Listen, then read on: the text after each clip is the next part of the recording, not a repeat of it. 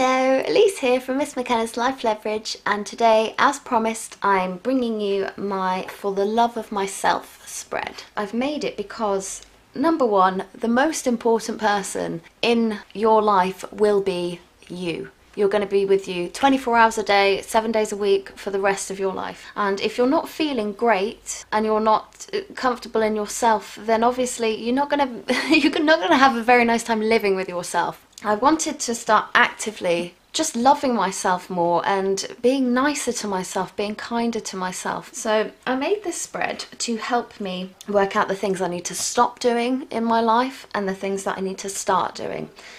Now, some of these things I already do, and it's things that I think I should do more of, or I just want to remember that, hey, that's something that I can do. I like to think of these as tools in your personal toolbox to help you feel better and uplift yourself, or, you know, just give you a bit more of an oomph to get back on track. And then on this side is the things that I don't want to do to myself anymore. I know they're not good for me and they're not productive. Nothing good is going to come of it. As you can see, this list isn't as long. I don't really mind it that way, because that way I'm not overwhelmed. I'm not looking at it and going, oh my God, look at all these horrible things I do to myself. Ah! So, yeah, I've kept it pretty short, whereas on this side there's lots of things. And this is more so that I know I've got lots of different things I can be doing to make myself feel better. For the things I no longer do, I've got dwell on sad or scary things that might never happen. Now, I'm sure I'm not the only person in the world that does this, but I do tend to, you know, if something's not going quite right, I seem to think worst case scenario, oh my God, this is going to happen, or that's going to happen, and what am I going to do? And for all I know, it could all be fine. I'm just making up all these horror stories in my head. So, you know, dwell on sad or scary things that might never happen. Stop doing that. Compare myself to others. This is a big one. When I start comparing myself to others, I think, number one, the only person I'm really in competition with is myself.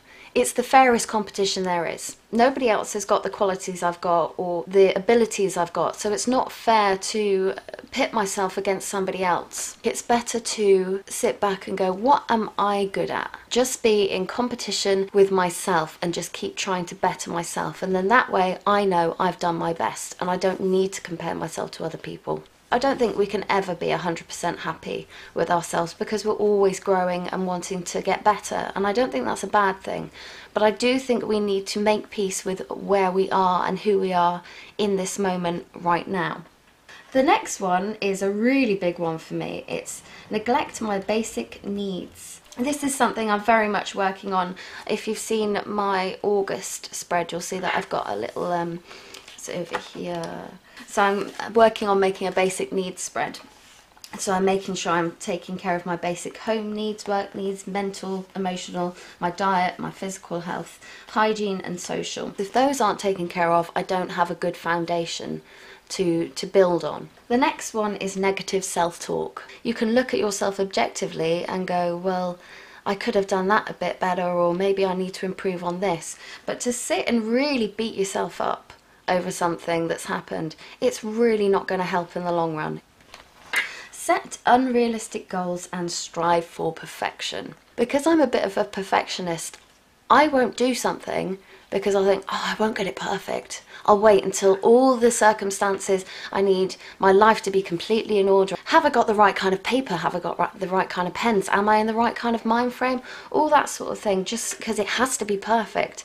The problem with that is it's very difficult to get all the circumstances just right. Things move and shift all the time, so I need to stop using the excuse, oh, conditions aren't perfect yet, so I can't get started yet, because I'll never get started. Conditions are never going to be perfect. My fiance says to me, is good enough is good enough.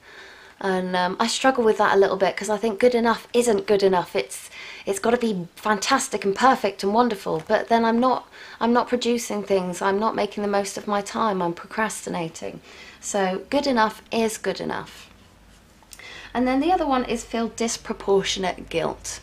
sometimes guilt is there for a reason, and it's a good reason. So I'm not saying never feel guilty, because obviously if we do something wrong, we need to feel bad about it so that we change it. But the most important thing is to change it. Don't keep feeling guilty about something and then doing nothing about it. But also, don't feel really guilty about something that maybe you couldn't help, or, you know, something you did a little bit wrong. Beating yourself up forever is not going to help. So I think you'll notice that beating yourself up, things I no longer need to do, it probably could all go under that heading, stop beating myself up. And I am getting there. I'm saying, you know what, I'm not perfect, but I am doing my best. I really am trying my hardest. So that's good enough. Things I now do. Live in the moment and be mindful. I get sort of so overwhelmed with the things I need to do. You know, I don't stop and enjoy the little things. Oh, because I'm too busy living in the future. I'm thinking hours ahead, days ahead, weeks ahead, months ahead, years ahead sometimes. On my phone thinking, what ideas can I get from this, and how can I make this better, and how can I improve myself on this, and how can I do that? That's fine in dedicated time slots. If it's all day, every day, so that you're missing out on the really important little things that happen day to day that we take for granted, it's no good for you. So yeah, that applies to anything, especially if you're just sitting having a nice cup of tea or a cup of coffee. I don't drink tea, so I don't drink tea or coffee. I wish I did. I could do with a caffeine boost, but actually sit. Next time you have a cup of tea or a cup of coffee, sit and enjoy it. Sit and hold the cup and feel the warmth of the cup and the smell of the coffee and the way it tastes and all that sort of thing, and just sit and enjoy it for a minute, because if your mind's racing, it's a really good way to sort of come back and center yourself. The next one is breathe deeply. I've put this in here because I know there's a lot of health benefits for breathing deeply. I know it affects you physically and mentally, but also if I'm sat breathing deeply and focusing on my breath, I'm taking myself out of any worries I might be having, and I'm zoning in on my body and something that I can control. I can control my breathing. I can take a deep breath in and I can take a deep breath out, and I'm just staying in that moment for a minute to clear my head. And it's amazing how it can slow your thoughts down and make you feel better really quickly. So reward myself with compliments and conscious acknowledgement of my achievements. I'm not saying every time I do something slightly good, I'm going to throw myself a party. I'm saying if I get something done that I found to be difficult or I've been putting off for a while, and I've started to stop and appreciate the fact that I have done it. I've set that time aside, I've set that goal, and I've done it. And rather than going, okay, I've done that, what's next? I'm starting to make sure I sit and go, yes, I did it. I did that, and I'm proud of myself. Treat myself without guilt. If I do deserve a treat, or not even that if I deserve one, if I feel I need something to pick me up and make me feel a bit better, what's the point in doing it if you're going to beat yourself up about it afterwards or during? You might as well just not do it. As long as you're not going mad, treat yourself and don't feel bad about it. Appreciate the fact that you've taken some time out to look after yourself and give yourself a gift. Allow myself to make mistakes. I mean, it's a no-brainer really, isn't it? We're always going to make mistakes one way or another. You can't be perfect. It's impossible. We're human. We will make mistakes. If you keep making the same mistake over and over again, maybe you need to look at it a little bit more closely. But if you've made a little mistake, don't worry about it. It happens. You are not perfect. It doesn't matter. Just continue to do your best and don't let that mistake set you back. Remember my Bill of Rights. Now this is another thing that we learnt on the domestic abuse course. I love the Bill of Rights. I go back to it all the time. I will be doing a video about that in my series for the domestic abuse videos on my Patreon. I will probably upload the Bill of Rights here as well, because I think it just applies to everybody. So if you would like to hear about that and learn more about it, let me know down in the comments. Stand up for myself. This is something I'm working on, and I am getting better. Since I did this course, I've learned that it's all right to stick up for myself. If I'm unhappy about something, I have a right to tell people, you've hurt my feelings, or you've upset me, or you did this and it didn't sit well with me, or I don't deserve to be treated like that. Because a lot of the times people will treat you in a way you don't deserve to be treated, and if you keep letting it slide and letting it go, they will continue to do it, because why not? There's no consequence if they're nasty to you because you don't address it. it's all very well and good having someone, and it's very nice having someone else to stick up for you, but they might not always be there. You're with you all the time. So building the confidence and the self-esteem and the assertiveness techniques to be able to stand up for you is going to hold you in really good stead forever. At the end of the day, your happiness is your responsibility and nobody else's. I truly 100% believe that on every level. And also, isn't that the most empowering thing in the world? If it was down to somebody else, they might not do such a good job. You know, they might not care as much. Whereas if the control is in your hands, if it's your responsibility to make yourself happy, you don't have to rely on anybody else to do a half-assed job. You can do it yourself, and you can do it to a standard that you are pleased with. Be brave, take risks. Be brave and take risks. So I have this one because sometimes if I'm stuck in a situation and I think, oh, this isn't making me happy, I don't like it, I'm really not happy in this circumstance, am I going to do anything about it? Nah, it's too scary, I don't want to do anything about it, I might end up worse off. That's not going to work in the long run, is it? We need to make sure that if we are unhappy, we are trying to change it on some level or another. And I've been in relationships, especially the abusive relationship, where I was so unhappy. I was so unhappy and frightened and miserable every day. It was like, here we go again. It's the same every day. But was I brave and did I leave? Not for a long time. If I had been braver and gone, I'm not happy with this and I deserve better, and yes, it's going to be difficult and there are circumstances that are going to make it really hard to leave. If I don't leave, then it's nobody else's fault but my own if I'm still in this situation another 3 or 4 years down the line. So be brave, take risks, get out of that situation, or get into a new situation that frightens you, that opens up a lot of possibilities. If you think, oh, I'd like to do that, but it's a bit scary and I don't know which way it's going to go, do your research, have a look around and think about what might happen if you do this, what might happen if you don't. But ultimately, I believe in going with your gut. Go with what feels right. If you're feeling really rubbish in that moment and you're upset and you're sad and you're frightened, anything like that, don't make a decision then. Make a decision when you're relaxed and you've thought things through and you're thinking logically and clearly. That's the best time to go and make those scary decisions. Be true to myself. Be true to how you're feeling. That way people know exactly where they stand with you and they know who you really are, and you're proud of yourself for being who you are without having to compromise or apologise. You're allowed to be who you are. There's only one of you. Make the most of it. The other one is smile. This is a nice simple one. I know that psychologically, if you smile, it's going to make you feel better because the muscles in your face recognise, oh, I must be happy. So you automatically start feeling better. That's the same with your posture as well. So that's a really easy one. Make time for self-care. This goes with my basic needs. If I'm making sure that I'm feeling my best and I'm looking after myself, I'm better equipped to look after other people. Fill yourself up. Fill yourself up with love and happiness and make yourself feel better, because then you'll be able to make other people feel better. You can't make other people feel better and uplift other people if you feel crap. I don't know if you can hear my cat. She's found a bobby pin.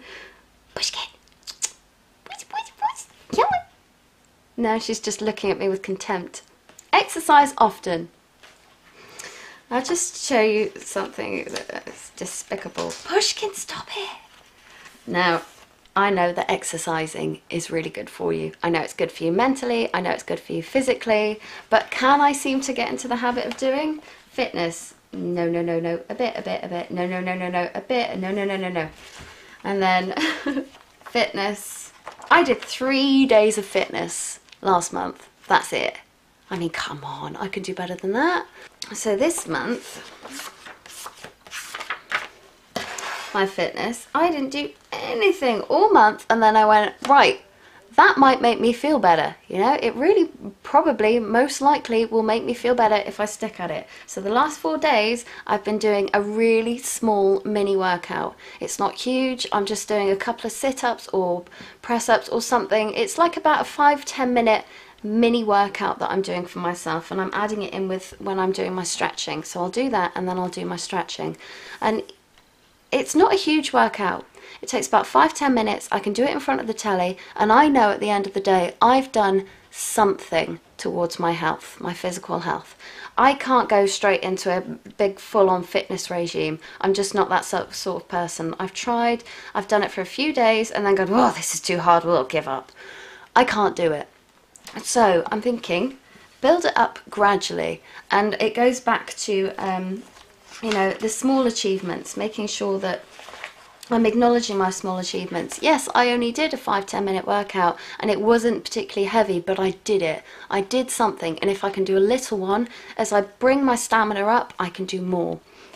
So fitness, do it, do it, do it. And if I don't do it, if in August you see I've done nothing, please tell me off. Feel free to tell me to get off my ass and do it. Speak my truth.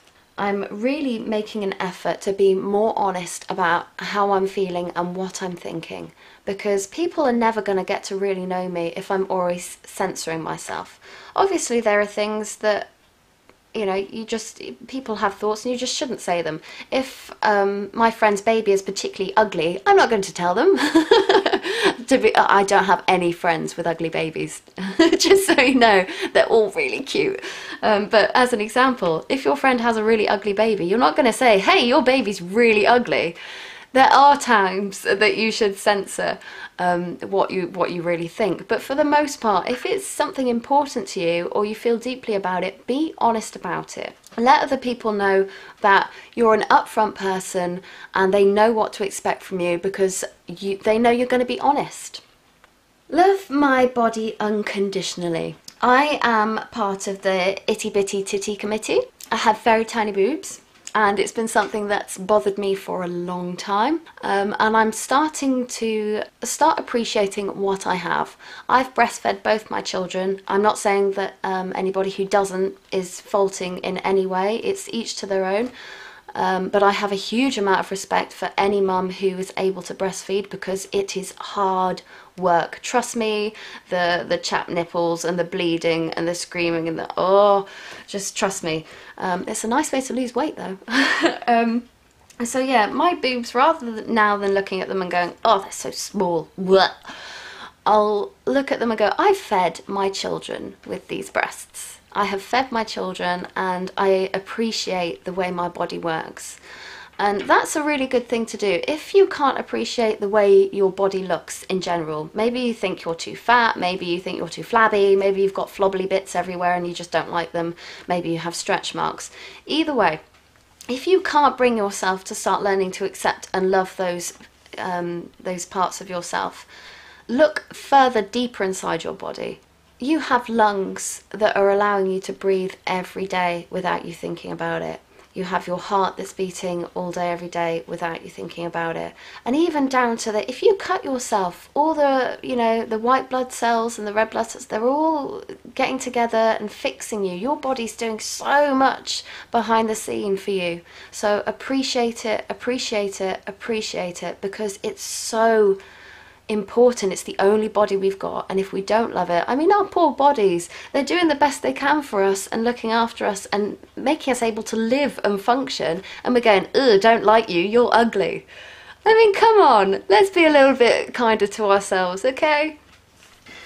Forgive myself, I'm off the hook. This goes back to feeling disproportionate guilt. So instead of feeling guilty, I'm going to go, you know what, I'm off the hook. There's something to me about the phrase, I'm off the hook, which really makes me feel, okay, I can let that go. I'm all right, I can let it go. I don't know why the term off the hook works so well for me. Maybe you have a different term. If you've got something you say to yourself when you're feeling guilty that makes you feel better, let me know. Because maybe I can benefit from it, or anybody else in the comments can. But yeah, definitely, I'm off the hook. I forgive myself, I can let that go, it's okay. Definitely feels really good. Trust myself. This goes back to what I was saying earlier about trusting your gut. It's like in my past relationship. When I first met this man, I was not sure about him. I really wasn't sure. Everybody else thought he was fantastic. He had an amazing reputation in our town and everybody knew him. But there was a bit of me just sort of going, I'm not sure about this guy. I don't know what it is, but I just don't feel comfortable. And I actually said to my mum, we went round for dinner, and I said to her, oh, don't leave me with him. Don't leave me on my own with him. Now, I have no idea why I felt that way. He hadn't given me any reason to. He hadn't shown any, he hadn't shown the darker side of himself, put it that way. But I knew somewhere, this doesn't feel right. And especially now looking back, I think, wow, if I trusted my gut on that, things would be, I wouldn't have gone through so much. Little did I know that that one decision to go, oh no, it's probably nothing, I'm probably being silly, ended in, years of abuse.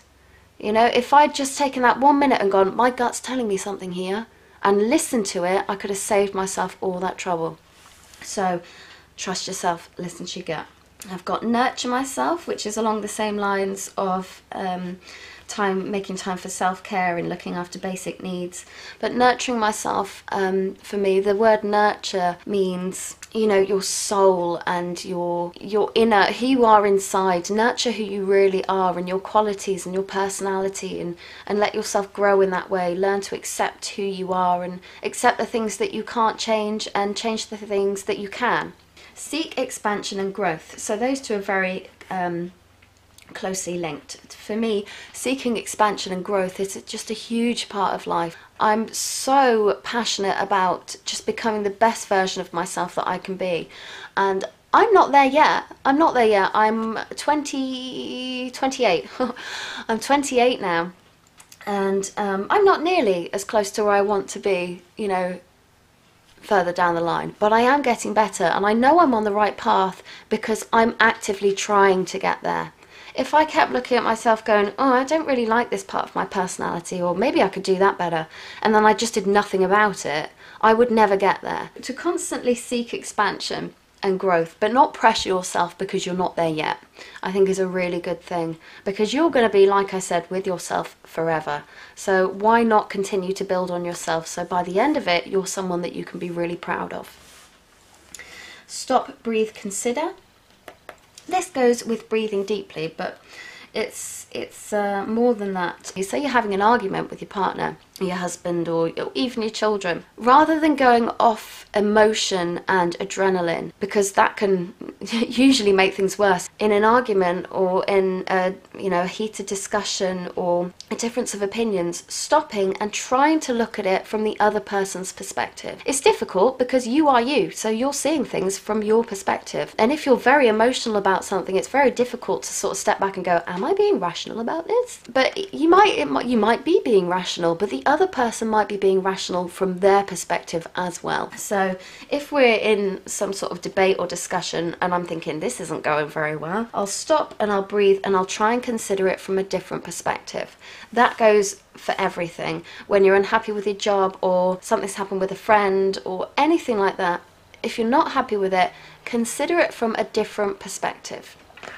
Appreciate often. I mean, I'm sure if you're into bullet journaling and planning and self-help and that sort of thing, I'm sure you've heard all about gratitude lists and that sort of thing, because they're effective. They work. They put your mind on the better things in life. They focus you in a way that's more positive. So appreciating the things, number one, sets you up for a habit of just appreciating it more in the future. But it also means that when you're in a really bad place, if you've got that ability to look on the bright side and learn to appreciate the little things, you've always got something to make you feel at least a little bit better and slowly get you out of that rut. So it's a really good habit to build. Relax mind and body. I do know how to relax my body, but I want to find better ways to relax my body. I mean, that might be something as simple as going for a really hot bath, or having massage, or just taking 5 minutes out, going upstairs and just lying down for a minute. But also relaxing the mind. This comes back to breathing deeply, centering yourself, meditation, all that sort of thing. Learning to relax, because I really believe that if you're in a relaxed state, things are just going to flow better. Ideas, situations, circumstances, everything's going to flow much more smoothly if you're relaxed, because you're going to handle everything better. Enjoy the small things. We sort of already spoke about that. It goes with living in the moment, going with the flow. If something's happening and you can't do anything about it, go with it. If you can't change it, if you can't fix it, if there's nothing you can do, you might as well just go with the flow and enjoy what you can out of it. And if you can't, like they say, your worst day only lasts 24 hours. Strive for the things that I believe in, which basically just means if I feel really strongly about something, go and do it. Talk about it, discuss it, make action plans to do it. Don't just sit there and go, oh, I really want to do that, but I'll probably never get around to it. Actually go out and do it, because nobody else is going to make it happen for you. Learn to believe and trust that anything is possible. Really trusting that anything is possible makes it easier to make those steps towards it. Because if I'm thinking, oh, it's never going to happen anyway, that's never going to happen, then what's the point in taking those steps towards it? So really trusting and believe that I can make anything happen if I put my mind to it is so important to me, to make sure that I have the belief and confidence in myself to actually go out and do it. Notice progress. This is huge. It's really huge, especially if you look at it from a law of attraction point of view, because what you think about, you bring about. What you focus on, you attract. I'm a huge believer in that. What you think, you become. What you feel, you attract. What you imagine, you create. That was a Buddha quote, and I believe that 100%. Noticing progress puts you in a state of making more progress. The more you notice progress, the more progress you will make. I've found that that's a really nice little life hack, a mental life hack to make you move further and further, faster and faster in the direction you want to be. If you notice every little step you make towards it, you are going to keep going and going and going. Use my time wisely and joyfully. This is where planning is coming in more at the minute. I mean, it's obvious, it's an obvious thing, but I'm finding more and more, the more I plan, the more I get done. Because if I've planned it, I know what I have to do, and I know my time frame and all that sort of stuff. So I'm working on becoming a more efficient planner, and I am happy to say that I am getting there. Love. Feel it, show it, be it at every opportunity. If you're in a loving state, I mean, what beats that? If you're feeling happy and in a loving, compassionate frame of mind, you can't really get much better than that, in my opinion. Love to me is such a wonderful feeling. Show it. Make sure you're showing people that you love them. Really showing someone, taking the time out to let them know, I really love you. You're an important person in my life. I appreciate you. I'm so happy you're here. You know, make the most of it while you can, because nobody lasts forever. And also, if you love others, you learn to be more loving towards yourself. If you can love others despite their faults, I don't really want to use the term faults, but despite things that you're not 100% pleased with, you know, if you can learn to look past that and love them anyway, you'll get better at doing that with yourself. Remember, I have the right to express myself. This comes back to speaking my truth. I learnt that I shouldn't express myself. You know, it's not safe, it's not a good idea, you might hurt other people's feelings, you might get yourself in trouble. I'm learning not to live like that anymore, because that really isn't a life. If you're not being true to yourself and expressing what you really feel, you're not living life to its full potential, because you can't get everything out of it. If you want something, you have to let the world know that you want it. If you're not happy about something, you need to let the appropriate people know you're not happy about it so that you can change it. If you express yourself, you're more likely to go in the right direction of the things that you want. Meditate speaks for itself. That goes again with living in the moment, being mindful, making sure you're relaxing. Remember, there is only now. You really only have right this minute, now. As soon as now is gone, it's now again. It's always now. I'm not doing a very good of explaining this, but the point is, you can't live 10 minutes ago. You can't live 20 minutes in the future. You are always living now. So you might say to yourself, I'm going to do that later. Later doesn't come. So I'm not saying do everything right this second, but be mindful of the fact that all you have is right now. So am I using now in the way I want to use it? You think, well, I'll put that off till later, I'll put it off till later. If you have the opportunity to do it now, why aren't you doing it? Because if you're not doing it now, what's to say you're going to do it later? I love this one. This is one of my favourites. Pave the way for my future self now. Give myself the best chance of success ahead of time. I'm trying to make sure I'm doing things sooner rather than later. Even if they don't have to be done right now, if I make sure I'm doing those things when I can, later on down the line, either hours or days or whatever it is, I can go, oh, I've already done that. That's such a, I love that feeling of, wow, I've done that and I've paved the way and now I don't have to worry about it because it's already done. Thank you, past self, for doing that thing for me, because now I don't have to do it and I can focus on the things that I want to do instead. If you can do something now, do it. You will thank yourself for it later. And the last one I have here is pay attention to random repetitive thoughts. I'm talking about when you're doing something, maybe you're doing the dishes or you're watching the telly or you're journaling or something, and a thought comes in your head, or a song. Maybe it's a song. Okay, I'm sure everybody else has had this, where you'll be doing nothing, really, for all intents and purposes, and a song will come into your head and you'll think, where's that come from? And then you'll think no more of it. And then maybe that song will come back, maybe a few hours, maybe even a few days later. You go, oh, there's that song again. That sort of thing where you think, where's that come from? Not something that's making you feel bad, but something that seems really random. Something you think, I don't know why I keep thinking about that. I just think it's a really good thing to follow up those thoughts, because you don't know what's coming from it. Maybe it's some sort of subliminal message or something from your subconscious coming up, that something you need to be aware about. That's pretty much it. I mean, there's many more things that could go on this list. If you have any, I would love to hear about it. I really would.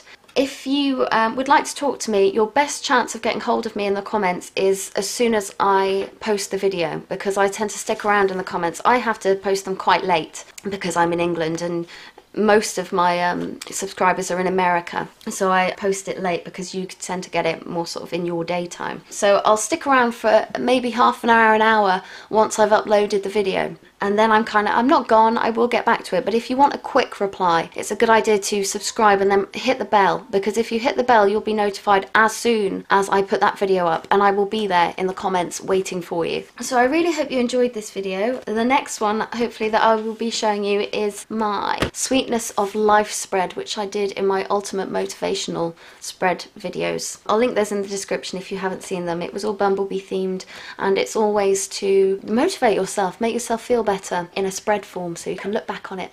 And I refer back to the Sweetness of Life spread all the time. I love it. I really love it. So I will be trying to show you that one next. Hope you enjoy the rest of your day, and I will see you next time.